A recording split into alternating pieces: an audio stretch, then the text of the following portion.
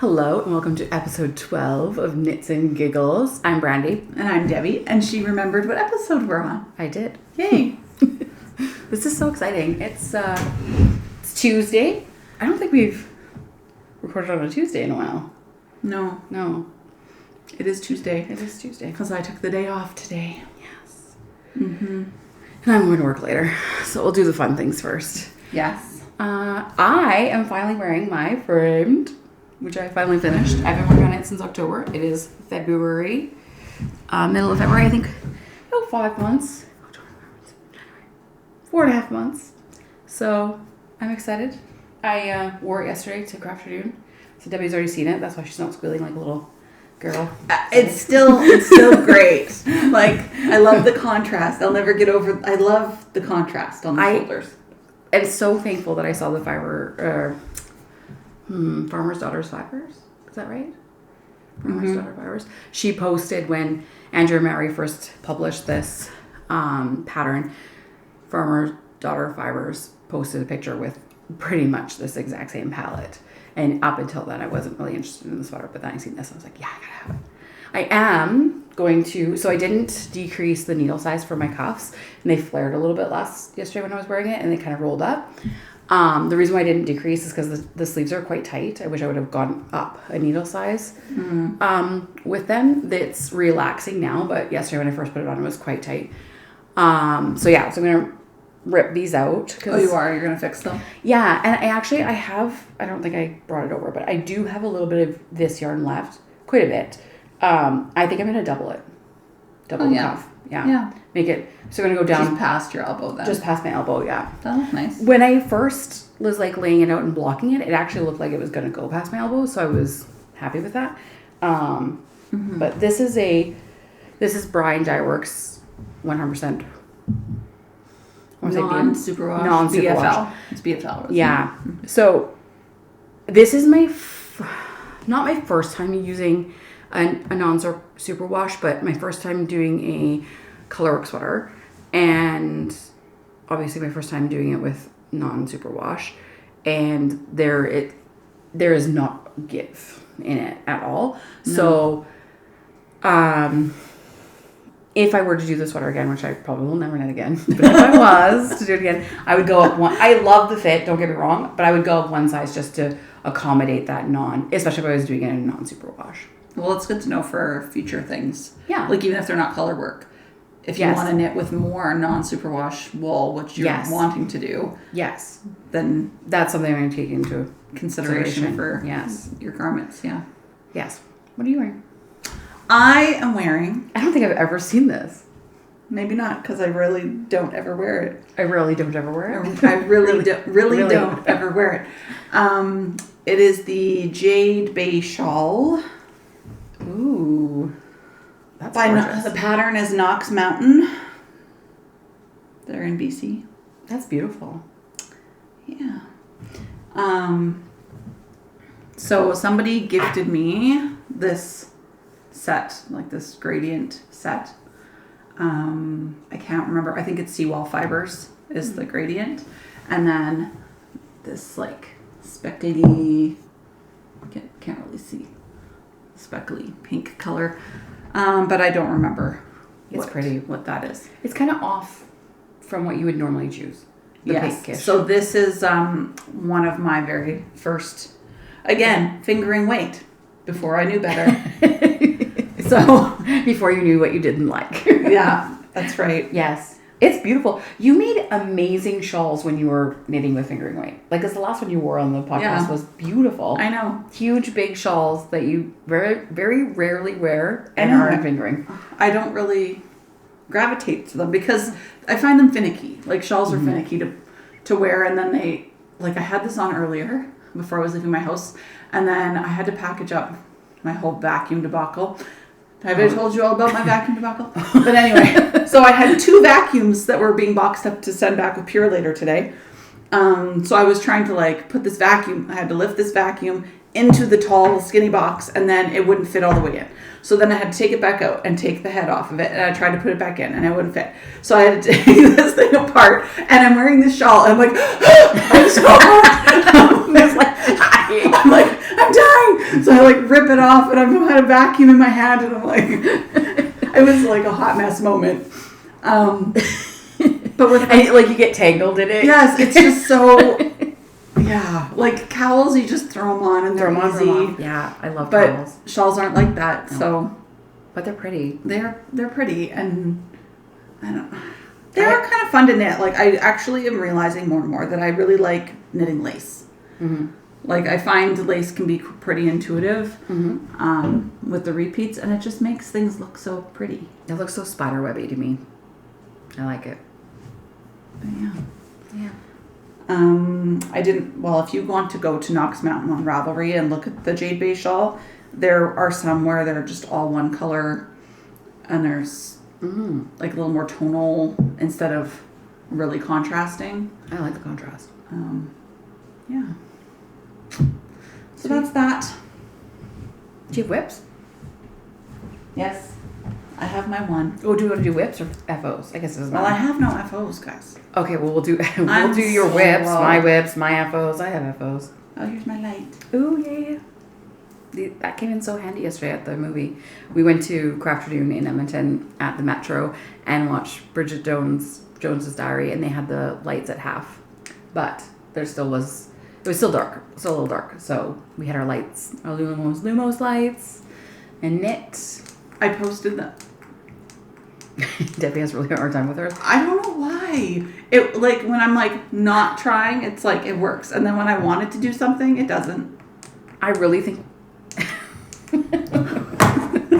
You think that it's broken? Do you have problems with yours? Like No, that? I'm not having. Do you any- have yours handy? Let me push the button. I can go get it for you. Okay, so after I purchased them, I received a email from the founder saying that they have heard that there's some problems with the buttons on some of their lights, and if we are having problems, they would like us to let them know. And Debbie seems to be having problems with hers, so I think I should send it back to get her a new one. Well, if yours is, I'm going to test yours. If it's a user thing, Okay, then fine. Okay. But if yours works seamlessly, then maybe there is a problem with my light. Well, before you leave today, I will let you play with my buttons on my light. Okay. I don't have any problems with it, so I don't know. I don't know. I do. So this is my big little stripe sweater, which I showed last time I had just started it. And now I'm like You're getting there. speeding along. I always find striped sweaters like go faster. Whether it's like Yeah. in my mind, a placebo effect. Maybe. And it has this like slip stitch detail down each side. Oh, Which I will didn't be- notice that before. Oh, I like that. Mimicked down the sleeve top as Okay. well. I love the contrast of the dark raspberry-ish color. And then that will be, when I pick up and do the collar, will be that color as well. And probably the ribbing, because I have only one skein of it, but it's a lot. Like, it's more than enough to do ribbing and the collar. Yeah. Yeah. And I've only, as far as I've gone on this already, the pattern says to do 7.5 inches from the underarm for my size. Mm-hmm. That will be too cropped for me. So I will do longer. But this is one of each so far. And I have another one of these, another 2 of these, I think. So I have more than enough yarn Perfect. to do this sweater. Extra. Yeah. Sweet. It's turning out really good. That's awesome. Okay, well, my whips. So first, I cast on the February Cuff Club. Look at this yarn. I know, it is self-striping from Wool Baron. I went down to see what I wanted to do, and I'm like, I could totally do this in a self-striping. And look, it's so pretty. And then there's hearts at the top. So if you haven't heard me talk about it, Summerly Knits has Cuff Club, Colourwork Cuff Club. So it started in last August, but you can purchase the pattern anytime you want. And it's a new pattern every month with a new cuff. And most months come out with basically 2 versions of the cuff. Sometimes they're like completely different, or in this case, this is the simpler version, so it's just hearts, round of hearts.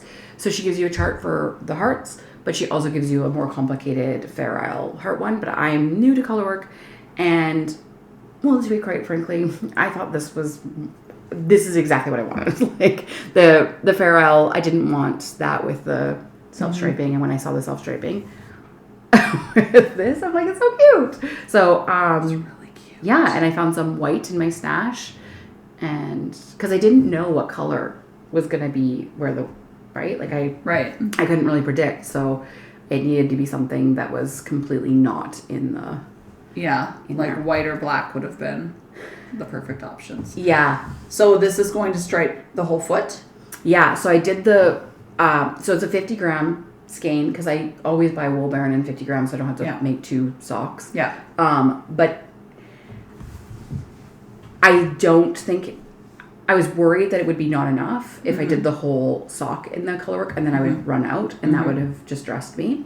So originally I was going to do the toe in the white, but then I'm like, no, because I want to see all the colors as much as I can get of the self-striping. So I put the heel as the white, and then the whole toe, because you don't see the heel. Like, who cares about that? Have you weighed this? I don't have my scale with me. Like, Right, I'm just mine's curious. Like yours, I didn't weigh you'll it. weigh it partially through, and then make sure you'll have enough. Like once you get to the toe part. Yeah, know no, that I will. I will definitely have enough. Because I weighed. Okay, FO time.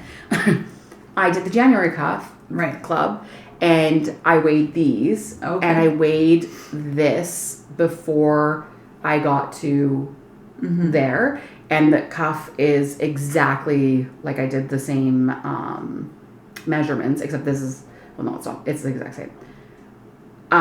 It might be one more row with the hearts, but so I weighed it, and it should be fine. Awesome.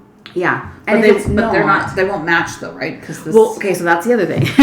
Yes, I'm hoping they will match, because I'm pretty sure she does that so that you like it's 2 socks. Okay. I think, and I've kind of looked into it, and I think it'll work out, because I think that I don't know. Well, you could always wind it off. Yes, and I've done that with Jeff's socks before, where I've used the self-striping of Wool Baron, exact same 50 grams, and I just make his sock with, I do cuffs and toes and heels with his, because his are a little bit bigger, and I definitely cannot do a full sock. Actually, that might not be true, but that might have been a 100-gram skein. Like right here is where it starts. So it's going to end with a gray. Yes, and I need like 40 some more rounds, and then the toe. That seems like enough. Yeah, I think so. Cute. If it is not, I have the needles. I will cast that on, go as far as I can, and then figure out the toe with the white, if I have to. And it wouldn't kill me to do one white stripe at the end if I had to like close off in a white stripe. I don't think I'll have to. If you get to the end of the gray and then it starts to be the yellow, then you could cut it off and then pull from the center to do the toe. Yes, the opposite way, and then when you start going yellow again from the top down, you'll end up hitting at the end in the same spot. Probably. My only concern here is that, as you can see with this one, there's like a little bit of the lighter and then the darker, but you can see in here that it looks like there's 3 shades of yellow. So I am going to have to go in a little bit to get it exact. Right. Which, again, if they're not exact, no. I would like them to match just because they're so freaking adorable. But, like, it's not. Yeah. Well, in a year, I won't be like, I have unmatching socks. My world is over. I like symmetry. I do too. But for me, it would either have to be like the hearts would have to be in the coral stripe, like in the center like that, or it would have to be in the center of another full row. Yeah. Like another full color. Like I couldn't have it halfway or something. That would annoy me. So to be honest with you, I was very pleased that it worked out the way it did, because I didn't know how big the stripes were going to be, right? Because I've knit with Wool Baron self-striping, but I have some that's smaller stripes.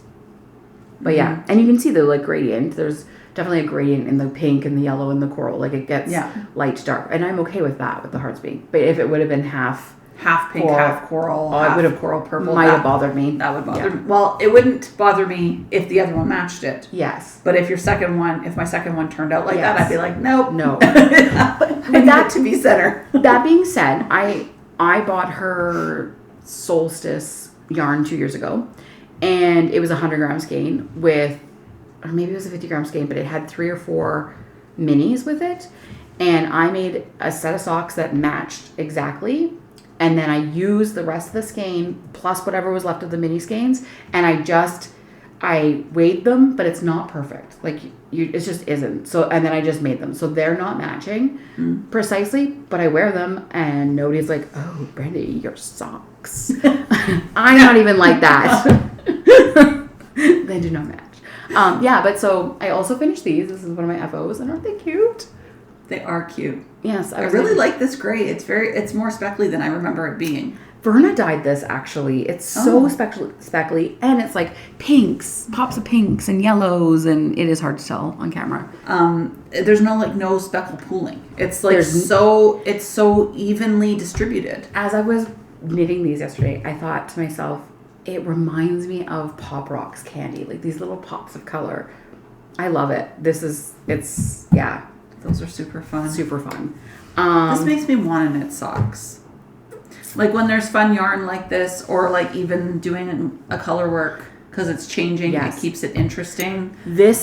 I cast this one on because I wanted something new for the podcast. So I had already finished one sock and had started another one. And then I was like, oh, I'm going to do February. Also, might be because of my competitive nature. And Debbie teased me on Instagram about how I needed to catch up on the colorwork cuff because, yes, I've only done January and now February.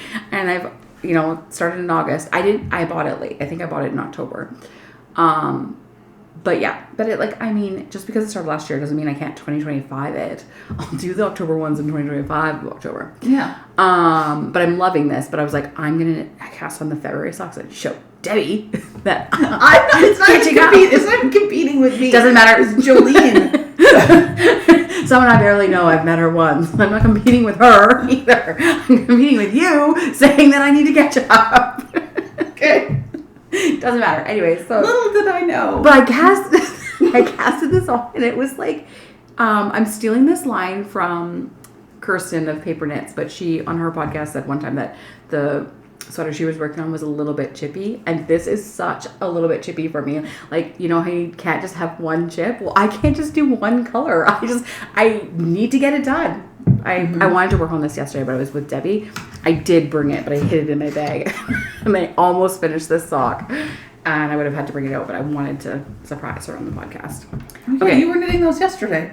These. Yeah, I finished it. Ta-da! I have so much to share. Okay. I also finished another sweater.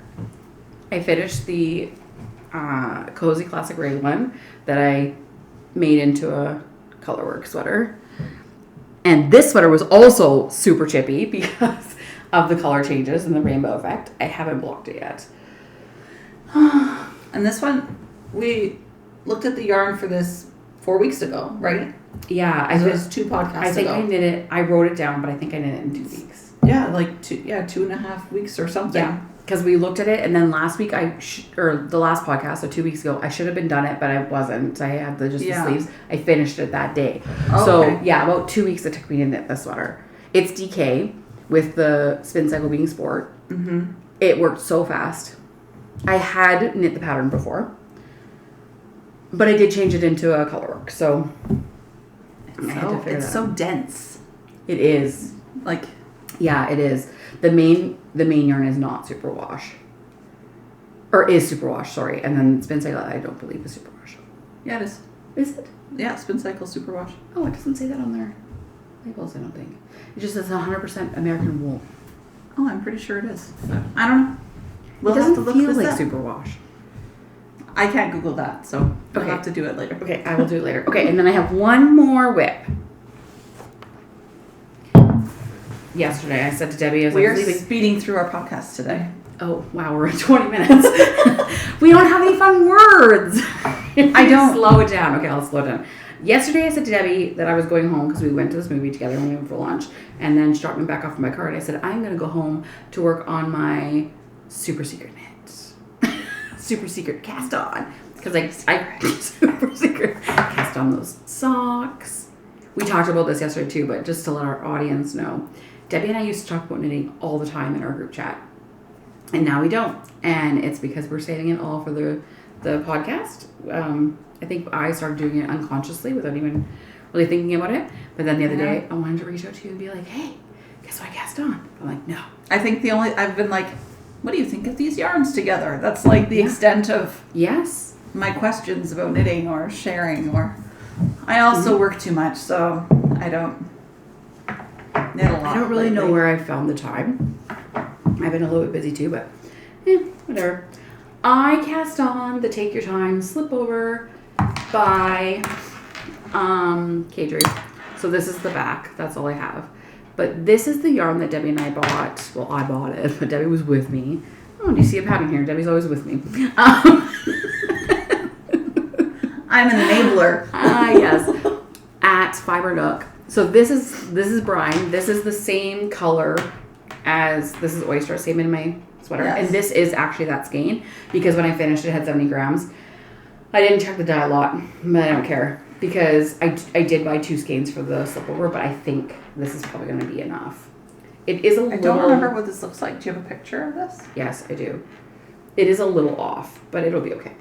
It will be fine. Especially being held with this, it mutes it a little bit. Yes, in my notes I made a picture. This color. So you know how we were talking about you said, oh, when you're working with non-superwash, you'll know in the future to go bigger. I went up a size than what I would normally with this because 2 reasons. One, the pattern says to hold Aran weight yarn, and this is DK. Yes. With the thing. So, but also being that it's a slip over a vest, one, I want it to be a little bit looser, and I want to make sure that I can wear a shirt that won't. Right. So yes. Like. Yeah. It's a very basic vest, I would say. I might make mine a little longer, although. So do you have a gauge ruler? Yeah. Did you measure your gauge with this? No. I'm super curious. Well, because this is basically like, you can measure gauge with this because Absolutely. it's stockinette and it's like 4 inches. Well, you talk to the camera. I'll go because get my gauge then you spotter. could like actually look at your gauge and see Whoa. how long you want it to be. This is a first. This is a first. Bring your lights too, so I can push the buttons. So, I bought this too, but in black, for another project, and I haven't really tested it. I'm really loving how this feels. So that's good to know that Brandy's knits will be my test knits.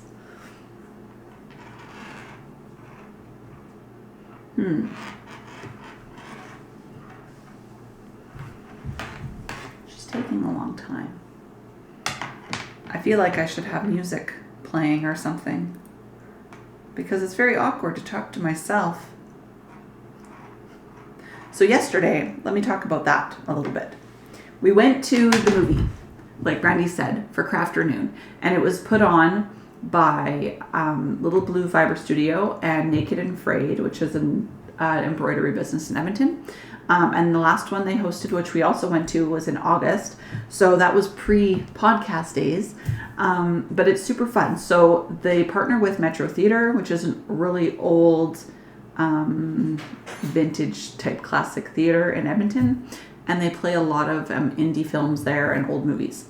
But they had in the lobby set up with a few vendors, like a local yarn store, a couple local yarn stores, Fibre Nook, Little Blue Fiber Studio, Naked and Frayed, and I think Nest Embroidery, which is also another embroidery business.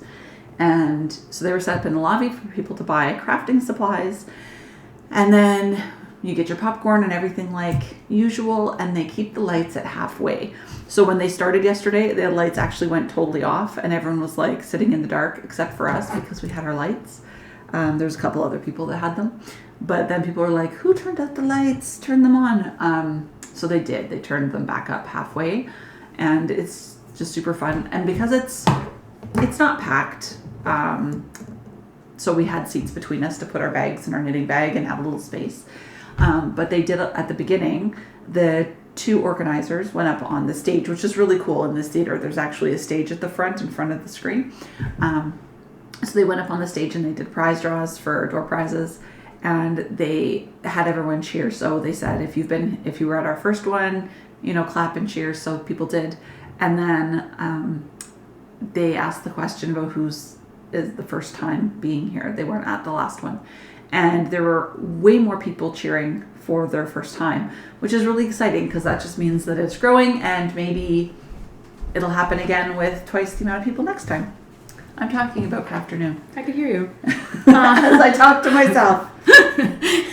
I can't find my gauge thing. Okay, well. I know that I have it. It's a sloth, and I just seen it recently. But I did find this in my Chow Goo stuff, which is just a ruler. We can totally measure it.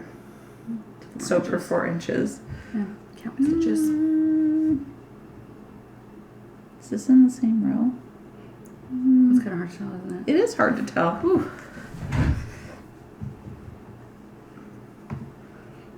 Don't mind us. Yeah, well, we're measuring. Meanwhile, I'll just show you how easy my light goes on. See? So easy. And she's off. Can you test mine?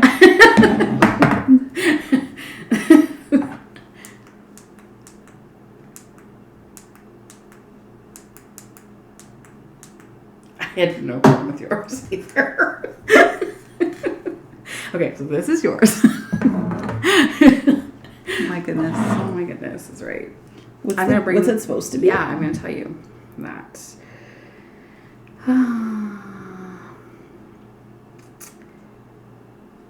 17 stitches by 24 rows.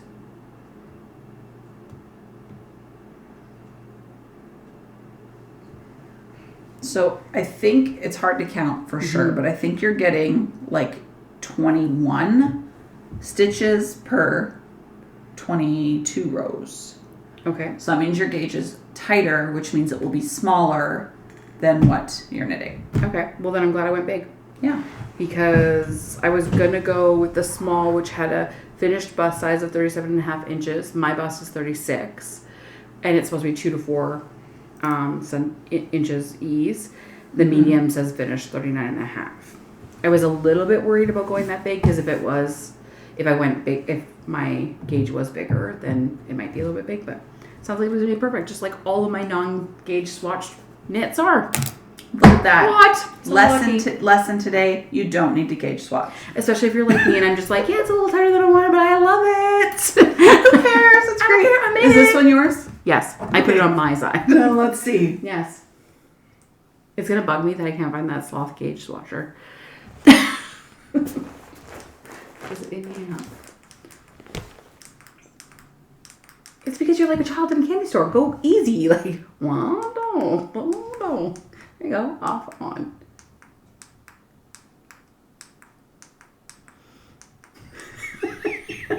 I'm blind again. Yeah, no kidding. Don't look at the lights while you push Don't them. look at the lights while you push them. Yeah, so I'm making that Slipover, which I'm really excited about. I can't wait to expand my wardrobe. No, I really think my buttons might be broken. Okay. It's not me. I had no problem with it. So, I mean, when we're not recording this for people, I will try it again later, okay? Because this is kind of boring. Do you find us boring? Kayla does. You've watched us gauge swatch and push buttons. 30 minutes of live action knitters. Now my eyes are all spotty. I can see. Okay, hold on. What was I gonna say? Oh, I like went on Pinterest and did some like searching for like knit vest wardrobe inspiration. I've decided I'm not tall enough. There's all these like tall models with really cool like wide leg pants. But if I wear wide leg pants, I look this tall. Like I look like an elf, and I can't pull off that look. You need tall shoes. Dude, I don't do tall shoes. Like, that doesn't matter. The point of the story is, But I did see like lots of t-shirts. Like that seems to be kind of, so I can do a t-shirt. Yeah. And I actually had a really great idea. So I have I love t-shirts and I love like soft worn in t-shirts. But you're probably familiar with this problem, but like when t-shirts rub on your button, they get those like little holes.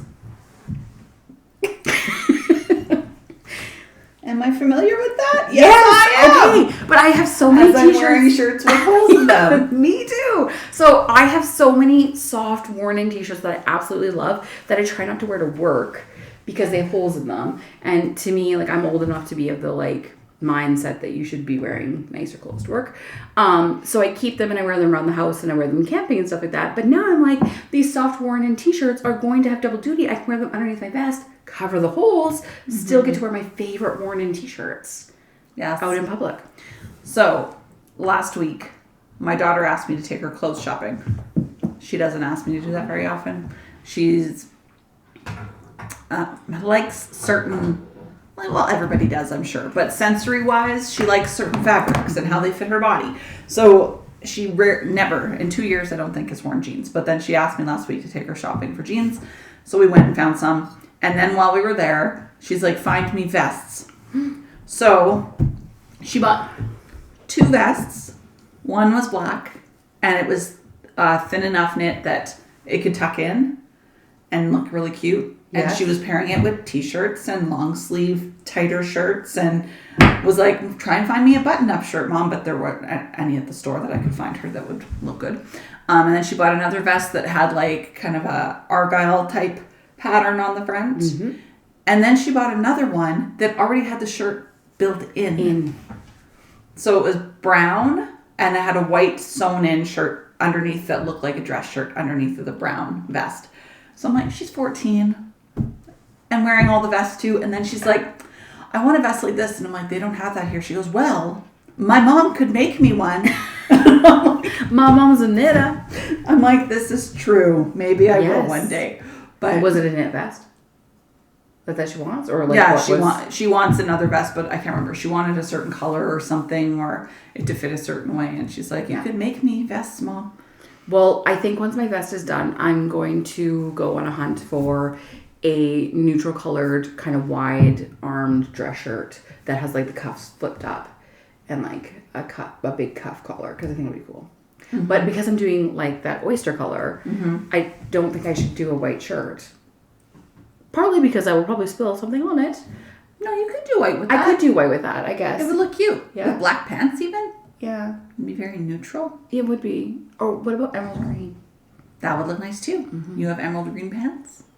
Do I have emerald green pants? Is that what you're saying? I meant an emerald green dress shirt. Oh, I also do have emerald green pants, but it wouldn't work with that outfit. Oh. I have free label bamboo pants that are like, they're so comfy, but you have to really work to make them look like not lounge pants. That's not true. Just on me, I think. I second guess myself too much. I want to live in them. I bought those green pants for Adam's grad last year that I wore, those dress pants. The ones that remind me of the Starbucks color. I've worn them twice. I wore them to grad and I wore them to my job interview. That's it. That's it. Yeah, because they're dressy. They're dressy, and I don't have a lot of clothes that go with them. So I need a lot more neutral tops and stuff to go with them. I don't have that in my wardrobe. Do you want to share patterns? Yes. Yeah. Patterns. So my first one is the Take Your Time cardigan by That's so funny because I'm knitting the Take Your Time Slipover. But they're totally different people. It is totally different people. Well then. Take Your Time cardigan. Now, did I talk on last podcast how I wanted to knit something brioche? Probably. And then, of course, how he comes out with this pattern right after. And I send it to you. And I'm Did you see this? This is perfect. It is fingering weight, but I'm going to overlook that. Because I think that it will... Because it's brioche, I think that'll be a good weight. It'll feel... Yes, the weight, it'll just be a very versatile piece because it's not super bulky then and a nice cardigan. So you can see that it has brioche, and then it also has these garter sections in it. And I will have to find buttons, but I bought the yarn for it, which I guess I can show now because it goes with what I'm talking about. Ta-da! So I ordered Frankie Gray, and I ordered prickly pear. Is that what this is called? Yeah. Prickly pear and taupe. Oh, this color combo is giving me. Oof, this is gonna be It good. looks like that. Kind of. Yours is a little bit more green. You mean there's a reason why I'm so attracted to this color? It's so amazing. Here, I'll hold it up for you. Yeah, so parchment, taupe, and prickly pear are the. So can you show me the pattern? How do they all at some point be held together? I don't brioche, so I don't really know how this works. Well, it's 2-color brioche, but you can see. Go back.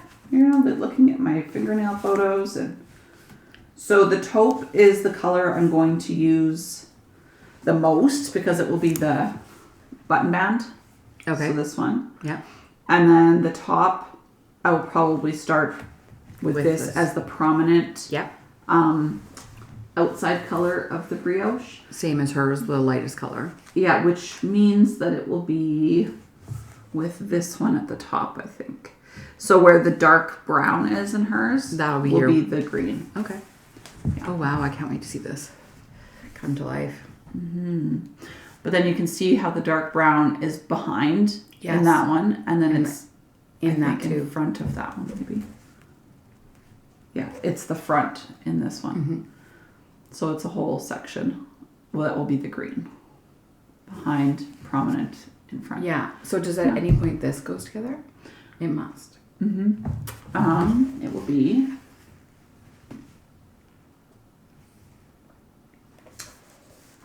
this section. Yeah. Will have the green in front of the parchment. I see. And then the bottom is the parchment garter section. Mm-hmm. Right there. And then it goes down to parchment in front of taupe. Gotcha. Here. Yeah. Yeah. So it kind of just repeats. Cool. Oh, I can't wait to see that. Yeah. That's amazing. That would be great. But I'm not allowing myself to start this until I finish the other 2 sweaters, fixing my tessellated. Good. And finishing my big little That's the best way to get something done. I know. Put the pressure on. And then I'll be able to start this. I refused to cast on my Take Your Time Slipover until this was done. Yeah. And I finished this and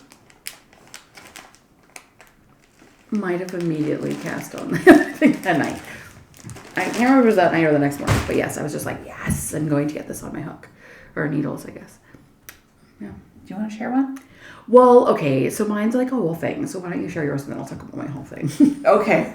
Okay, the next pattern that I really liked, and I probably will knit at some point because I have a lot of yarn to be able to do this, is the Kintra sweater by Rebecca Cole. Okay.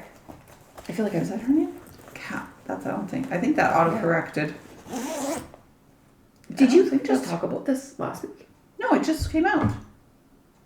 Oh, yes. Okay, no, I was looking at this sweater. She's knit it like 8 times. Yes. So on her Ravelry, she has a whole bunch of different ones, and she shared them recently on Instagram. Yes. But you can see how the color work is 1 by 1, and it changes. And there's a sample that has like 24 color changes in the yoke because it changes every round basically. I don't have all the pictures on my iPad though. So this one's a little bit of more neutral palette, but there are some that are very rainbow. And I'm pretty sure this one comes in a fingering weight or a DK. Oh. And I have a lot of DK minis. Oh, perfect. Even like mini sets that I got from Rose Hill Yarns that are all kind of, they go together. Yeah. So I thought that would be great for a yoke. And just pick a main color, which then I would probably only need like 3 skeins for a main color DK, and then the yoke all changing. So that's that one. And then my other pattern, the Peacock Tee. Okay, I'm not familiar with this one. Oh, that's pretty.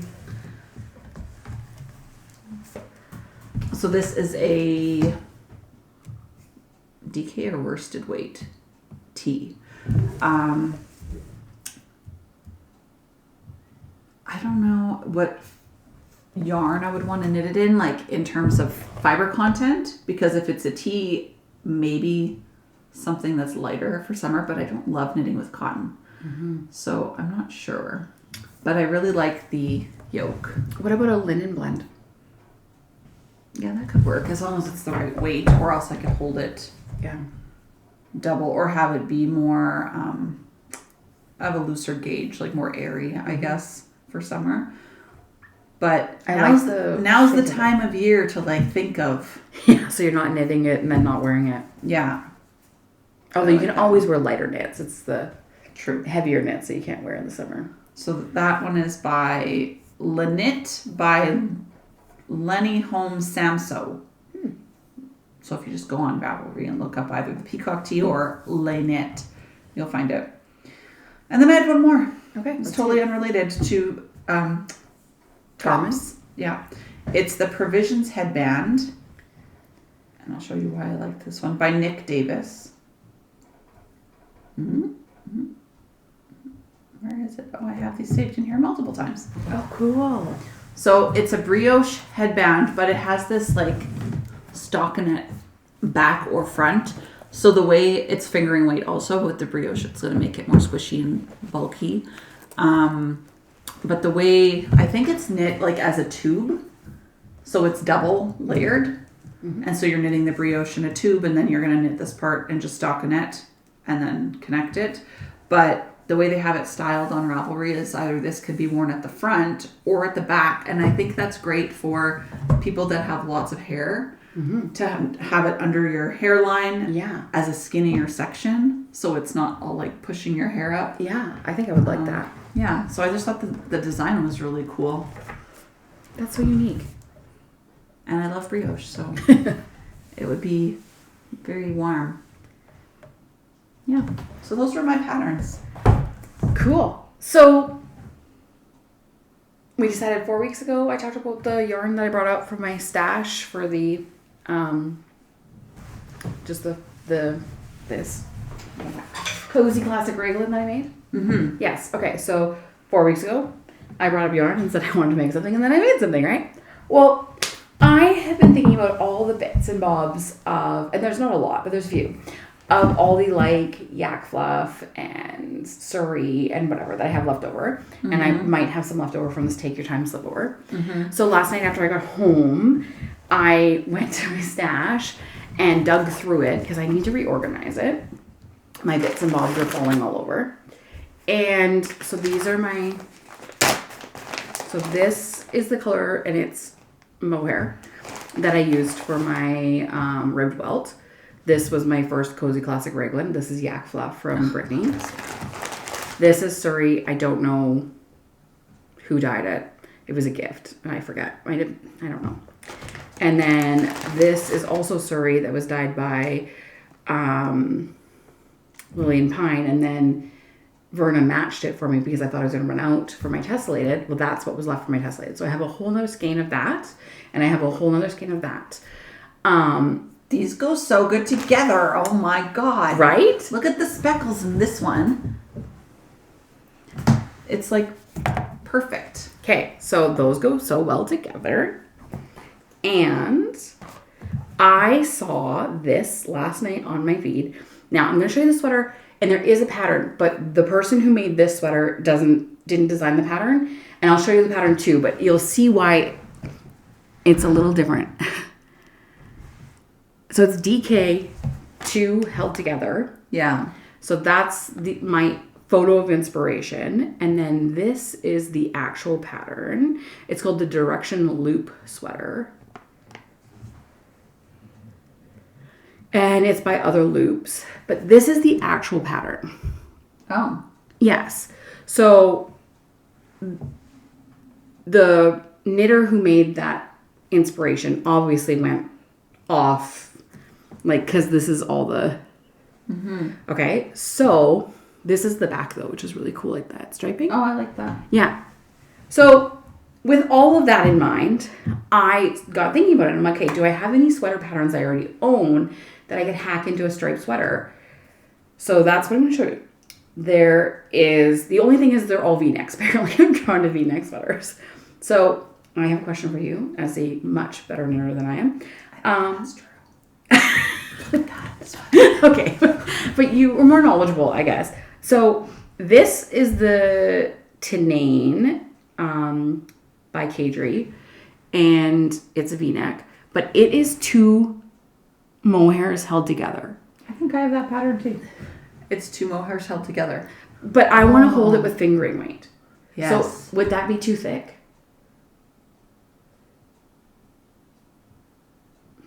I guess I would just maybe have to gauge. Because the gauge would be then a fingering weight gauge probably is what she's going off of. And but no, hold on. She says lace weight plus lace weight equals DK. No.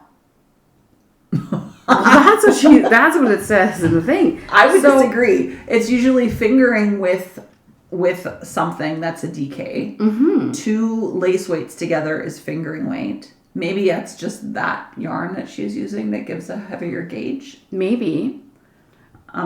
Right, because that is actually, now that I think about that, that's why I pulled this one as well. Because, yeah, so she used knitting for all of soft silk mohair held together in the same color. So you're going to use this as your base. Well, and then hold it with each one of these to stripe all of these. Like, so I went down and found... What do you mean? Well, because I don't have enough. It's all going to be...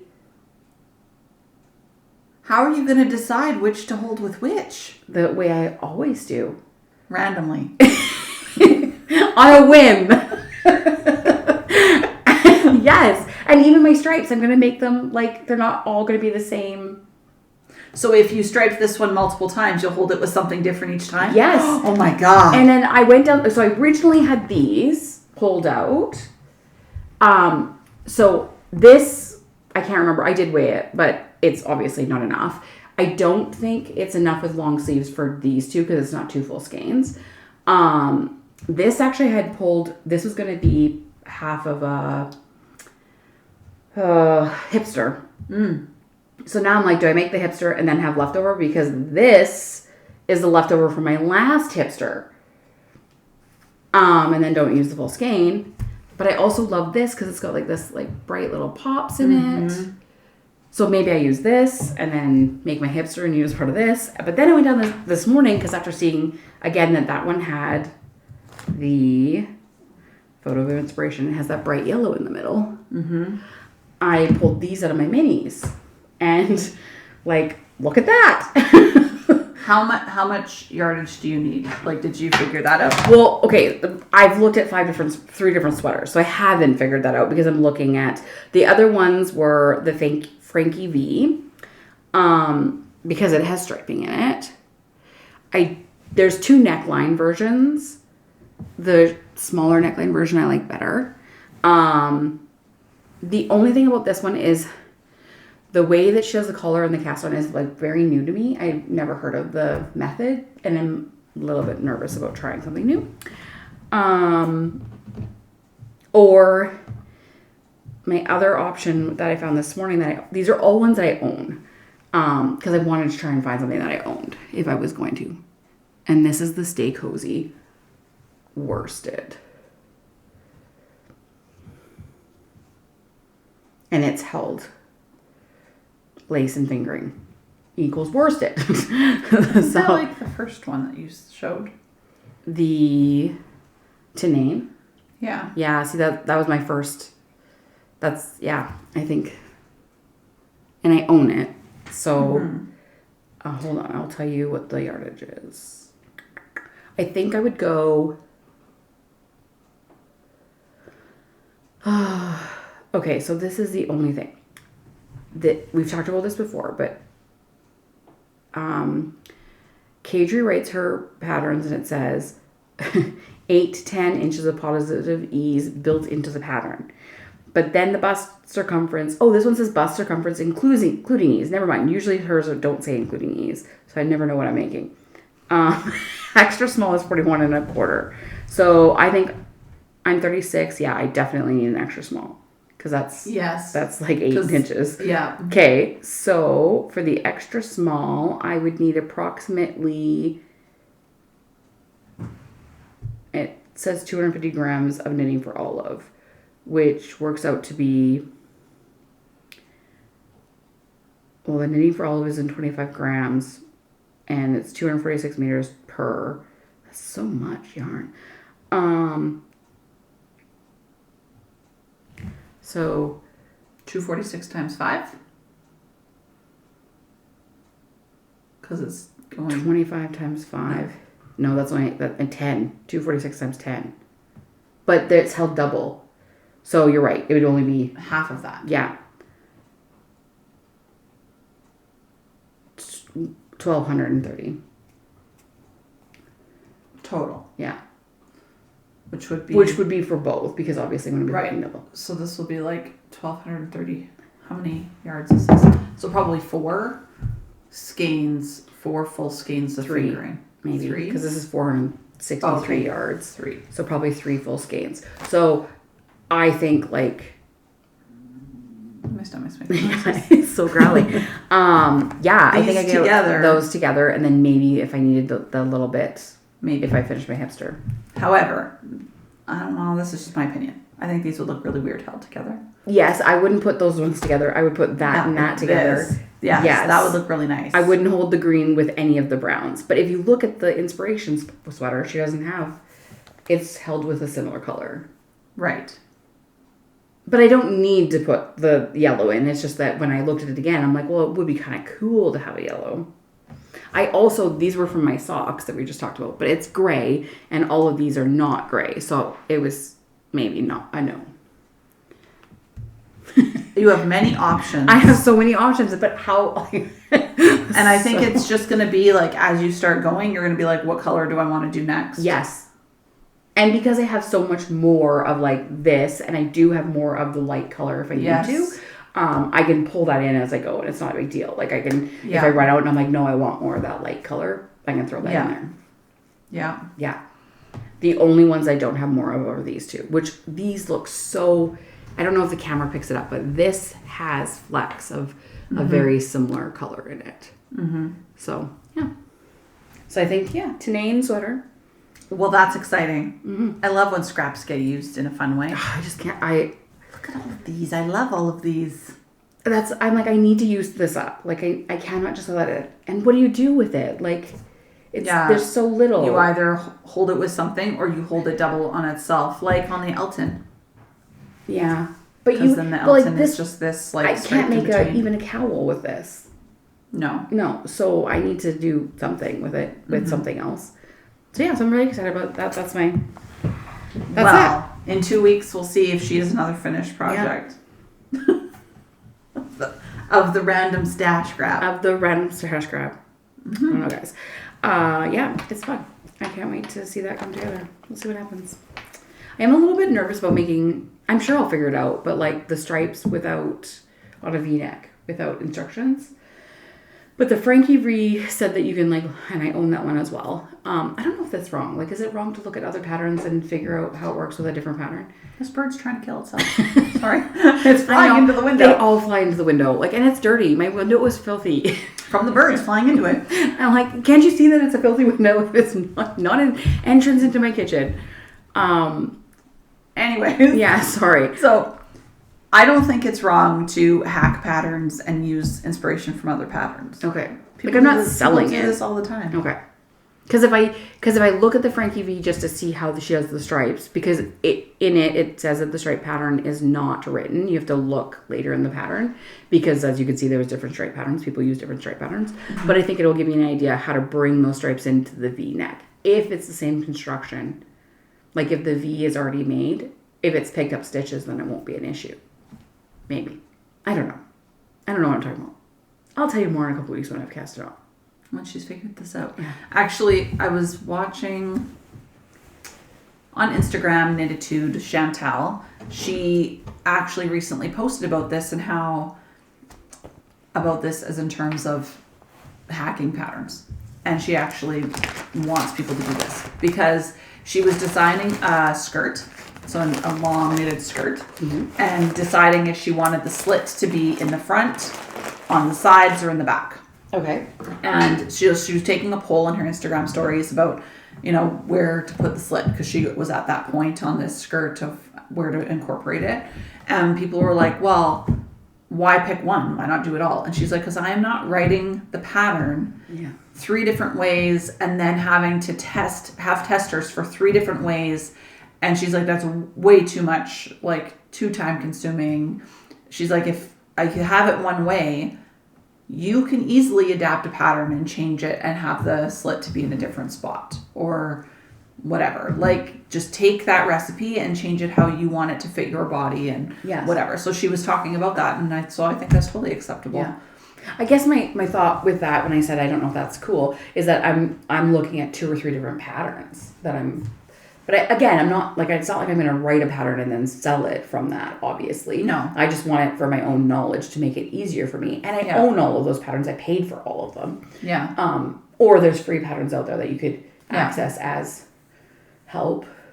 Well, I did that before too on my super simple summer sweater, because I split the hem and stuff, and I don't think that pattern had that. I think I borrowed that from another pattern that I bought. Good because point. I liked the bottom of that and how it fits better on my body. So I think that's totally okay. That's a good point. I hadn't thought of that. I've done the split hem on sweaters. Okay, well, that was fun. Books? Yeah. Do you have any books to talk about? Oh, well, why don't we talk about the Dutch house? Have you done it yet? No. Now, do we remember this whole thing? The Dutch House is the book that we're reading because we're going to book club on Sunday, a few days from now. And it's our art lovers book club. So we go to our library. We pay like $5 to be part of the group. And we go to our library and we talk for an hour about the book, and it's guided by the librarian. She has questions and we talk about it. And then we go to the art studio in the same building and are led by another instructor on creating an art project inspired by the theme of the book. Well, I have not read the book because it sucks.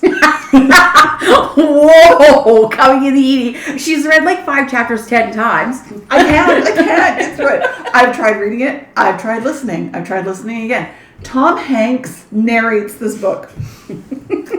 And you would think, well, I like Tom Hanks, but not reading the most boring book ever. It's like puts you to sleep. You also would think Tom Hanks narrated this book. It must be a good book. Oh, also it won an award.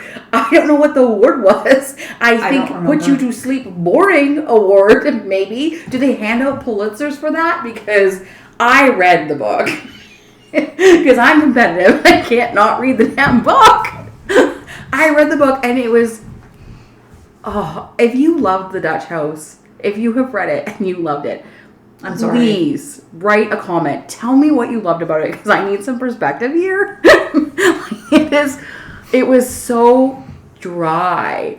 Like at one point, the author tells a story through one of the characters, and it's the brother, and he says, this is actually the story of my sister Maeve's life. And I'm like, well, Maeve had a very boring life. She worked at the same job, which was doing books for a frozen food vegetable place. Let me tell you, not scintillating topic. And she was obsessed with the house that was stolen from her by her dad's second wife. She would go and sit there. She did nothing in her life. She had no relationships, and then she died.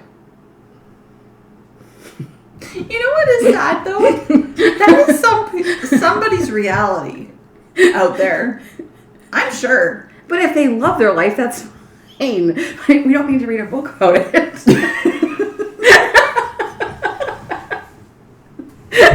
Did Maeve love her life? I don't think so. No, I don't think so either.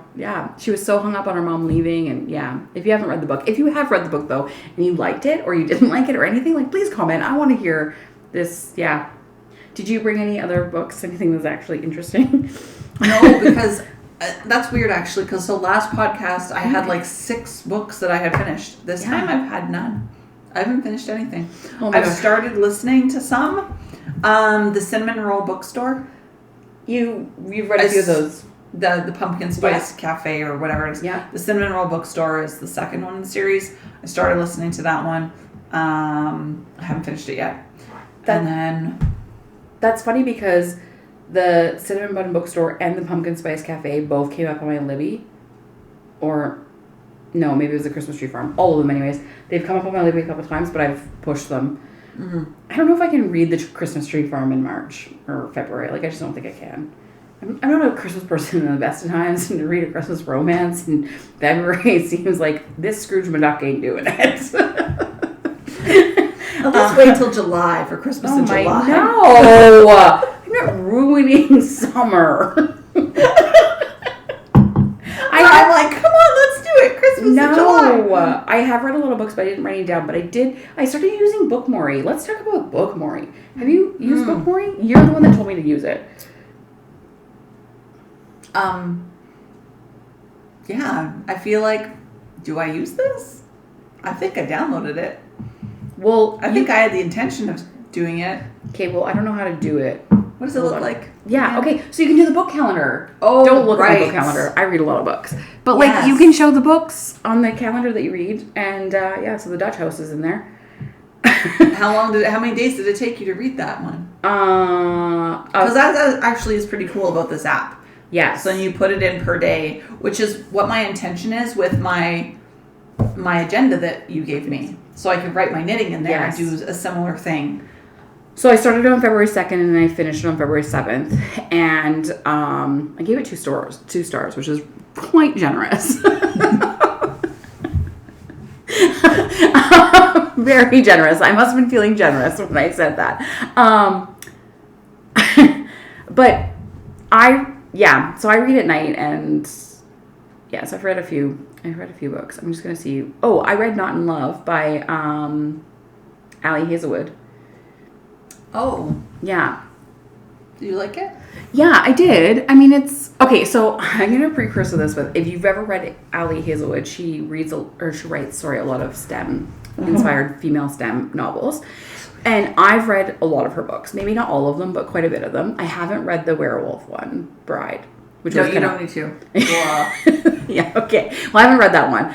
So, but I liked a few of them, and I don't remember their names because they all kind of like the love hypothesis. Whatever. I like them. They weren't super steamy or anything like that. Mm-hmm. But this one has a disclaimer at the front of the book where she writes that her other books she would classify as rom-coms, and this one is more of an erotic book. And I don't know if I just read filthy things, but this was not an erotic book.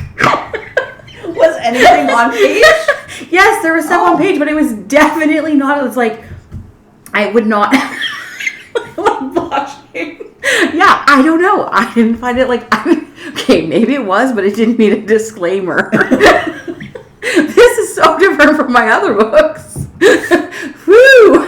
But that being said, the main characters both have like some past things that make them kind of hesitate to be in a relationship. Mm-hmm.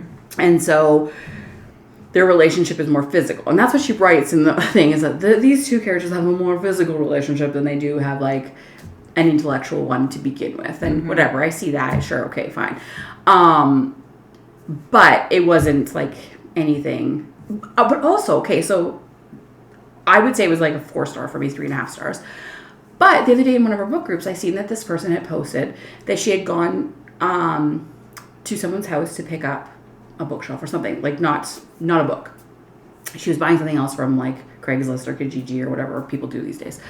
And at the door was a box of books, and one of the books was a new book. I can't remember which one it was, but it actually might have been this Ali Hazelwood, Not in Love.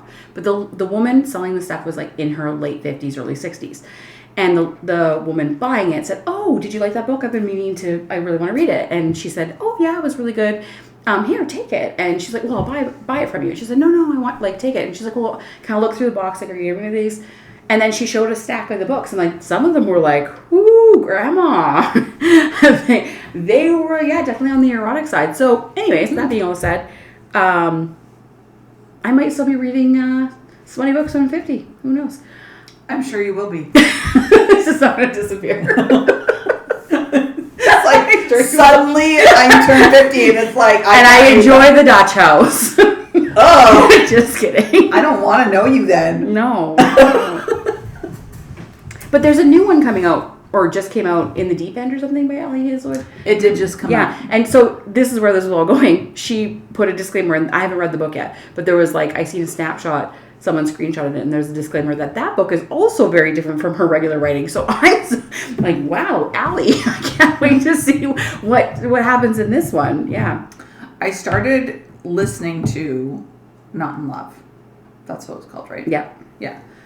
I hated the narration, so I couldn't. So now I have to get it to actually read it and not listen to it. Some of them I just can't listen to because they're so bad, but yeah, that's fair. I prefer to listen to things because I can do more. I can multitask then. So it was actually an Ali Hazelwood book that I tried to listen to for the first time because Debbie had said, like, try audiobooks, like, just try it.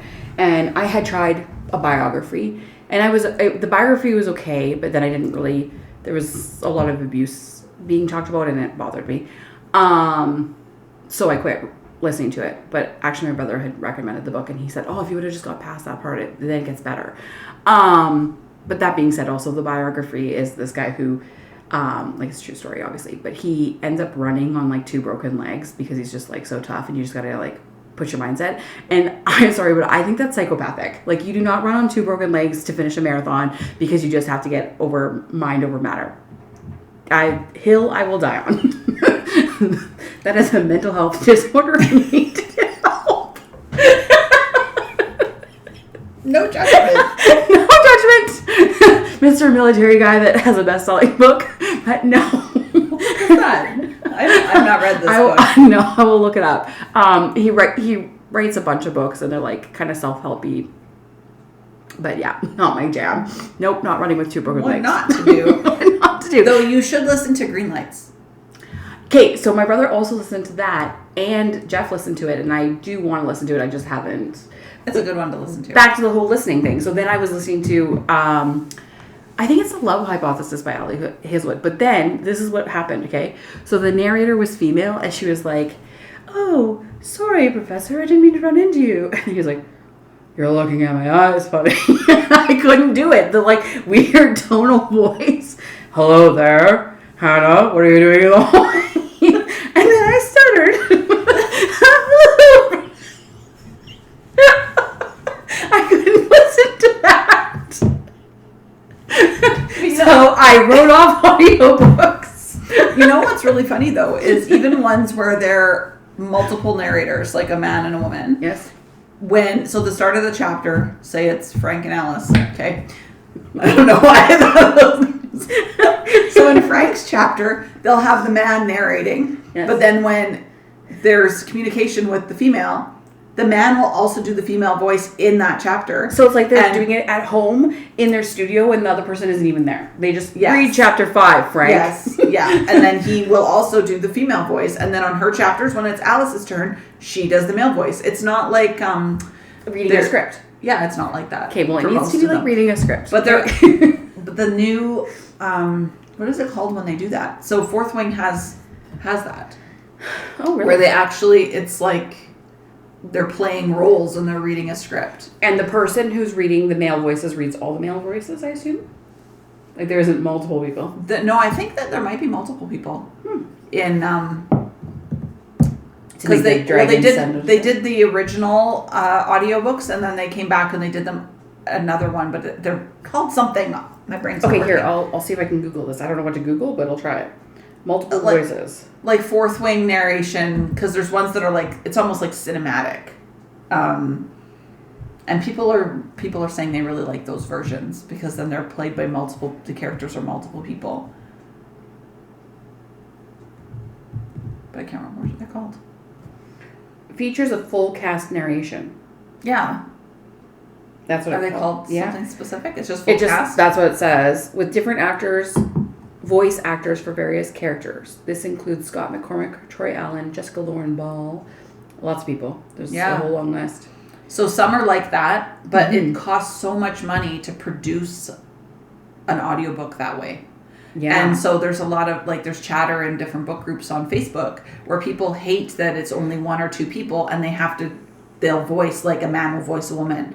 And and they just can't get past that, just like you, and they prefer the full cast narration. Yeah. But for authors to do that, especially more of the smaller unknown or indie authors, they can't afford it. Like, it's insane how much it would cost to produce a full cast narration. Yeah. So it's very rare.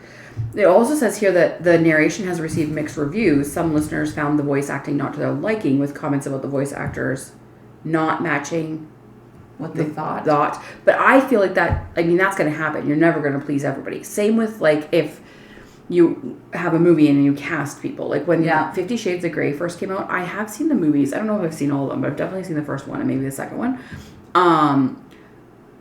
I don't like the characters that were cast. No. And I read the books, and I don't know if I liked the books, but they were fine. You had thought of what they should be. Yes.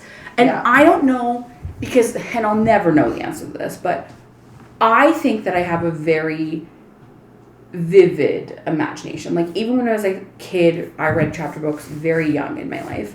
I think grade 3 or grade 2, I was reading quite big chapter books with no pictures. Mm-hmm. And so I feel like I have, like, when I read books, it's almost like a movie in my head. Mm-hmm. And I don't think everybody has that. Like, Jeff and I have talked about this a little bit. He doesn't love reading. But, like, I don't think he has that same ability to, like, literally create a world in my head. Like, I literally create the whole world in my head. Mm-hmm. And I can see things. So when I have read a book and then there's a movie adaptation, a lot of times it's so disappointing because, like, my brain is just so much better than the movie. Ego much? Yes. No, I think that lots of people that prefer reading will say that. And like Harry Potter, for example, I do think the casting of Harry Potter was really spot on. But I did read all the books first. And I was like the person that was like there at midnight at Chapters to get the new release and read them all. God, and there are definitely parts, I know, there are definitely parts of Harry Potter that are missing in the movies. Mm-hmm. And the books are better. That's just the way it is. Yeah. I haven't read them. I did watch the movies. I watched them with my kids. Mm-hmm. And Harry Potter's not my thing. No, it's just an example, I think, of when the movie did meet people's expectations. Yeah. But then back to Fourth Wing and Onyx Storm, people were saying that because I listened to Onyx Storm when it just came out, and people online, again, were saying how they hated the narrator of Onyx Storm and how, what's the second one? Iron Flame. Yeah. And how Iron Flame was way better. It was the same person. It was the same person who narrated Onyx Storm. There was no change. People were like, well, she's doing something weird with her voice. And I'm like, I thought it sounded, and I listened to Iron Flame right before Onyx Storm, like the week before. I thought it was pretty much the same. But people are like, no, Onyx Storm, the narration's horrible. And everyone's like shocked that it's actually the same person. Interesting. It didn't change. So, And I think that's interesting too. Like, perceptions can be, like, you don't even know. I've also seen some people, like, because I don't listen to audiobooks, but I've seen people in the book chatter, like, say that there's certain people who, when they see that narrator on, they don't listen to the book because they know that listen to it. Yeah, because that narrator's voice bothers them. Yeah. And then vice versa as well. That there's some people that they seek out. Like, I didn't even know voice actors was a thing until I was in that book that you added me to. Mm-hmm. But they were like, oh, have you listened to any of the books narrated by so-and-so? Teddy Hamilton. Okay. Teddy Hamilton is, like, so popular. And if people see his name, they automatically were like, I'll listen to anything Teddy Hamilton narrates. And he actually, I think he narrates pieces of Fourth Wing and Onyx Storm. Let me see if it's Taryn, maybe he's the dragon. Oh. He's not listed here, but that doesn't mean anything. I don't think it's an extensive list. I can't remember, but he has a very distinctive voice as a narrator, and so people are like, I love him, I'll listen to anything he does. Really? Okay, here a little bit. Teddy Hamilton. Yeah, you're right. Narrator for Fourth Wing. Mm-hmm. Cool. Yeah. But other than that, I have no other books that I have read lately. Okay, one more, since we still have a few minutes. We're not really over. I've talked about the Hannah Grace books. Wildfire was the second one. I can't remember the first one. I think I lent you the first one. I've read those. Yeah, I've read those ones. It's a hockey one? Yeah. Yeah. Okay, so the third one is called Daydream. This is on my bookmore, yeah.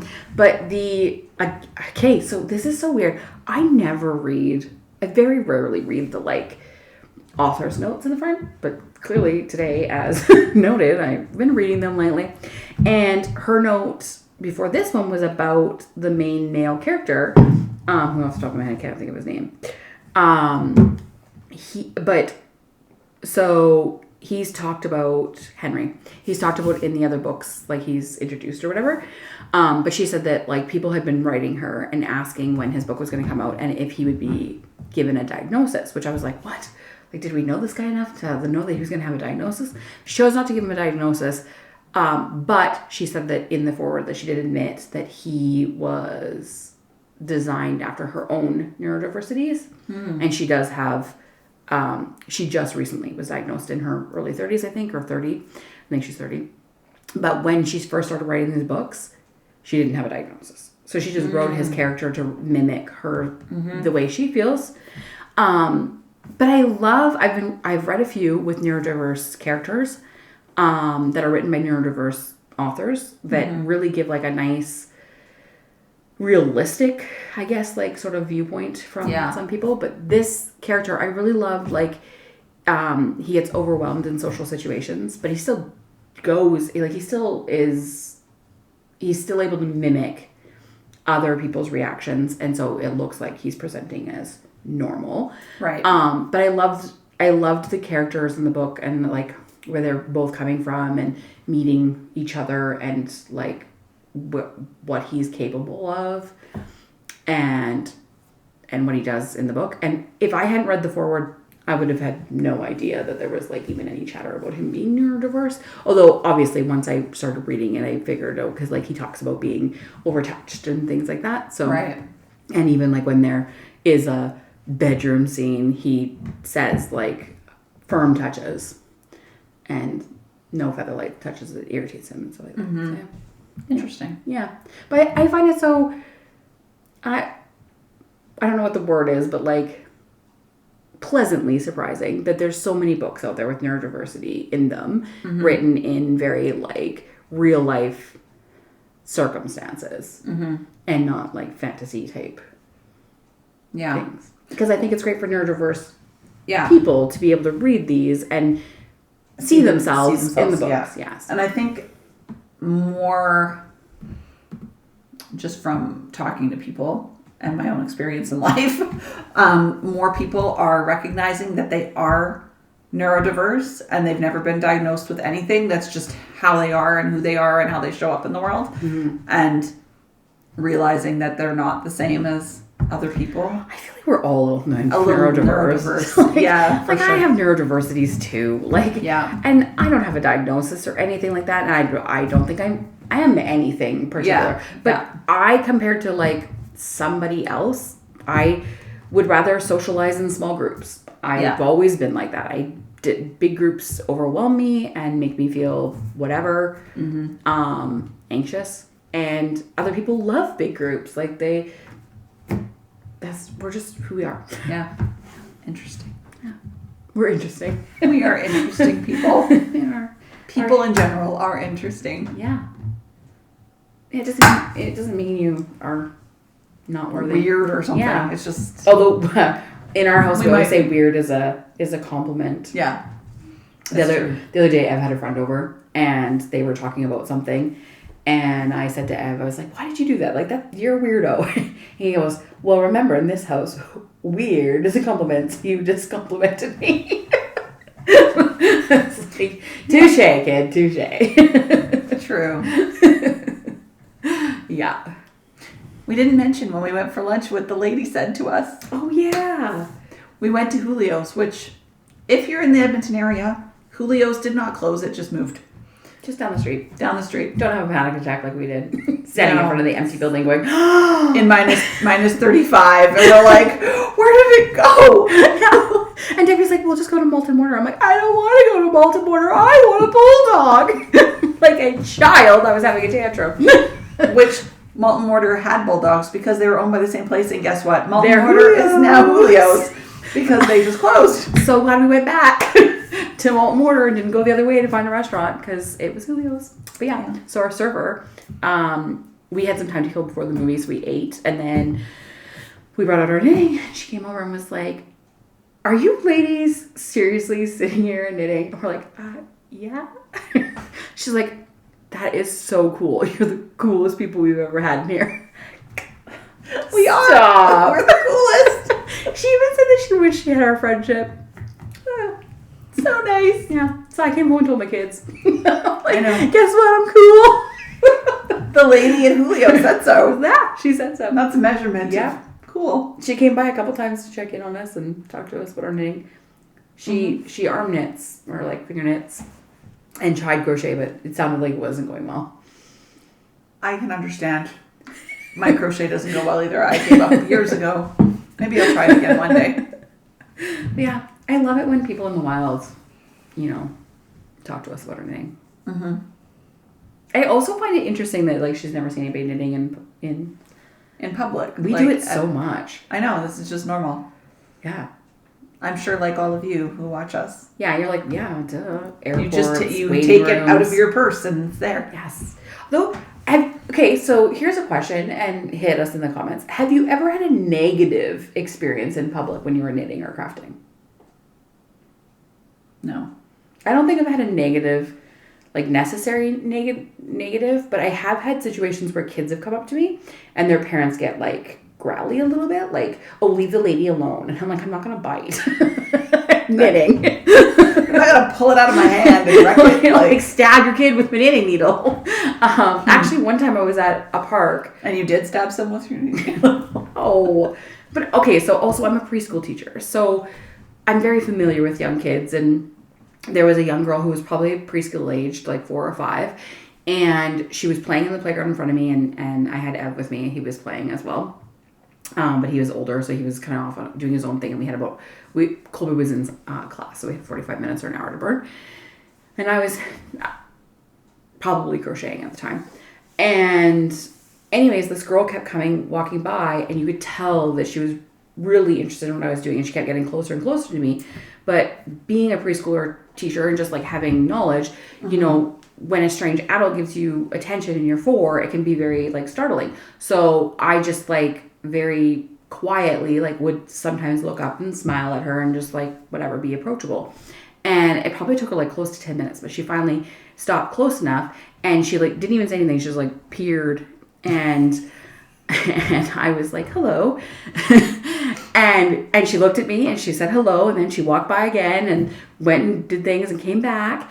And I was like, are you curious as to what I'm doing? And she was like, yes. And then her dad was like, not yelled, but like was like sternly like, Sophia, leave the lady alone. And I'm like, it's okay. I think she just wants to know what I'm doing. I'm crocheting. And he was like, oh, okay. And I'm like, it's fine. She's not bothering me. And then she sat with me for like 5 minutes and watched me crochet or knit. But I'm like, I'm not going to steal your kid. But like, is that a thing? Do people like go to parks and pretend to be harmless knitters? I shouldn't joke.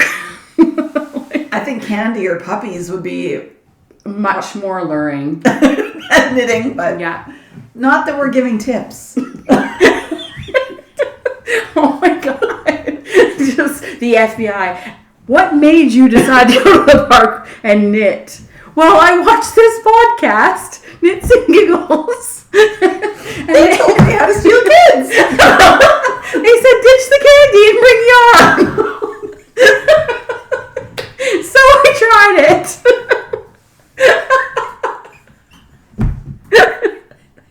How does this happen? I don't know. But I just want to say, no one should watch us anymore. At least not criminal masterminds. Don't do it. All right. I think we should end on this note before we give more tips. Probably. Yeah. Okay. Well, this was fun. Episode 12. Stay tuned for episode 14, and we'll see if I have a sweater by then. 14?